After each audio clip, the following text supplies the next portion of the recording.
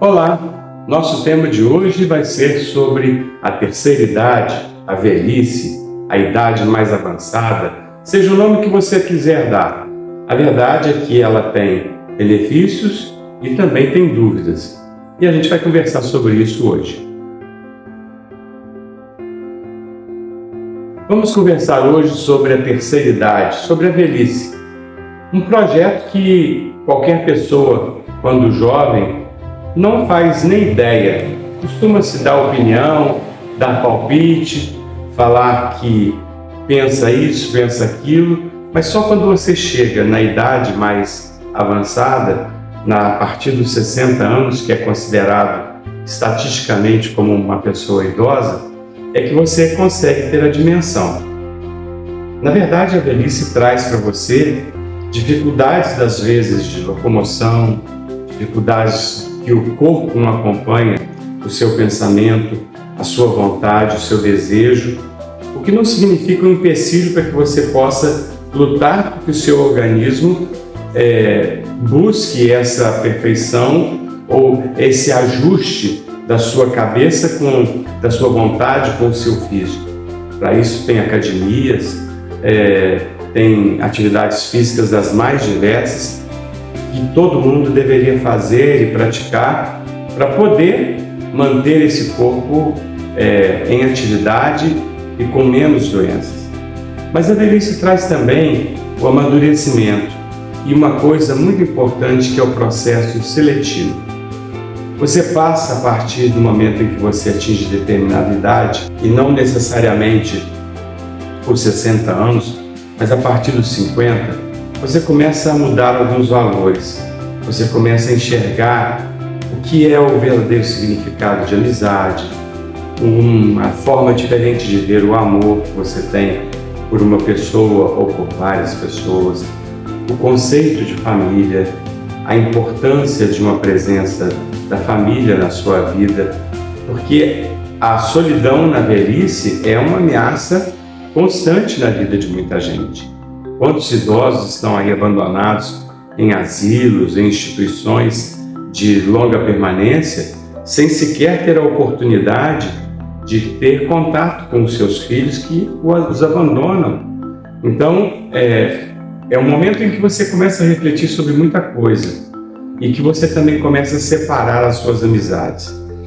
Outro dia eu ouvi um pastor da Igreja Batista falando uma coisa interessantíssima e que eu concordo plenamente. Ele estava falando sobre o direito de expressar das pessoas, né? Que muita gente fala que é livre, tem que ter liberdade de expressão. Sim, você tem liberdade de expressão, diz ele, mas você não precisa de compartilhar com homofóbicos, com machistas, com fascistas, com pessoas de extrema direita, com pessoas que defendem o genocídio, que defendem armas, que defendem todo tipo de coisa que nós, que somos pessoas já vividas, sabemos que não resolve. A violência nunca foi a melhor estratégia. E essa gente que tem, nos últimos anos, especialmente no Brasil, defendido esse tipo de coisa, tem causado muito mal. A velhice também tem um outro desafio, que é a saúde.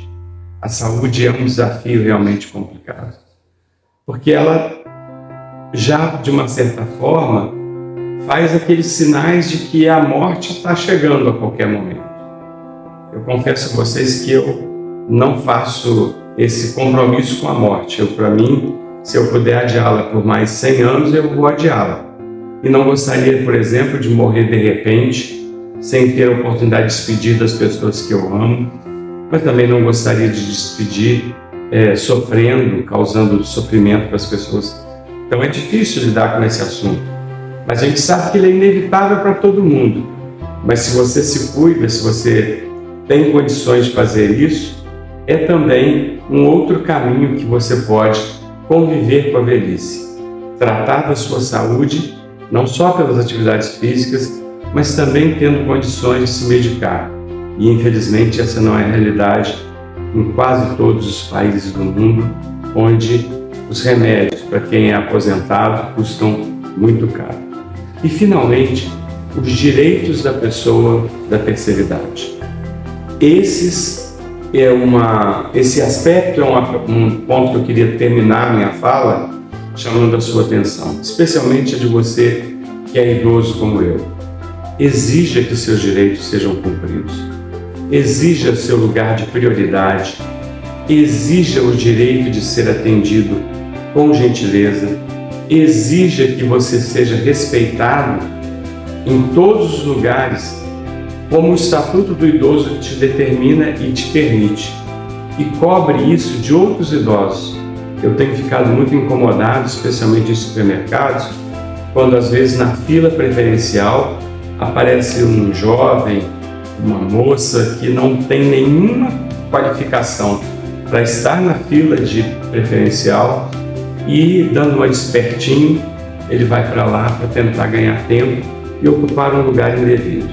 Eu reclamo, eu protesto, eu chamo o gerente, porque eu acho que isso é um direito que é meu, que é seu e que você não deve abrir mão.